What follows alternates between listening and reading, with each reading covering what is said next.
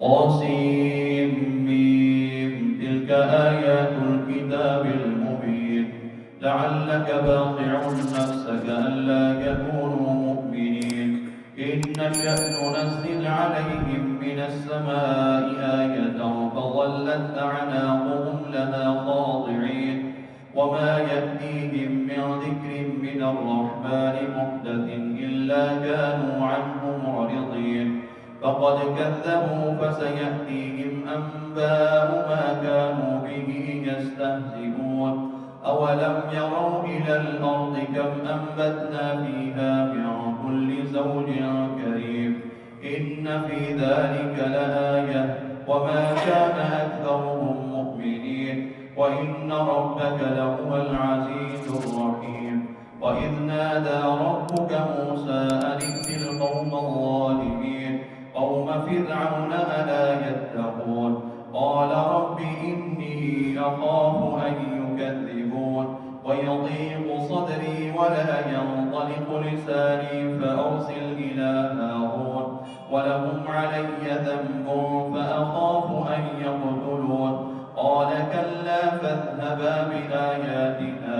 إنا معكم مستمعون فأتيا فرعون فقولا إنا رسول رب العالمين أن أرسل معنا بني إسرائيل قال ألم نربك فينا وليدا ولبثت فينا من عمرك سنين وفعلت فعلتك التي فعلت وأنت من الكافرين قال فعلتها إذا وأنا من الضالين ففررت منكم لما خفتكم فوهب لي ربي حكما وجعلني من المرسلين وتلك نعمة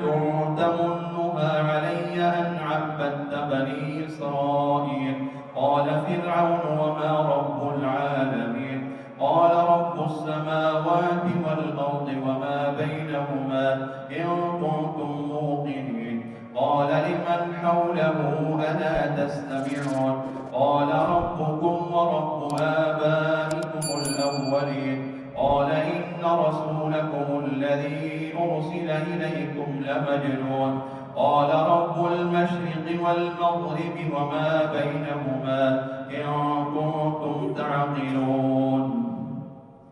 قال لئن اتخذت إلها غيري لأجعلنك من المسجونين قال أولو جئتك بشيء مبين قال فأت به إن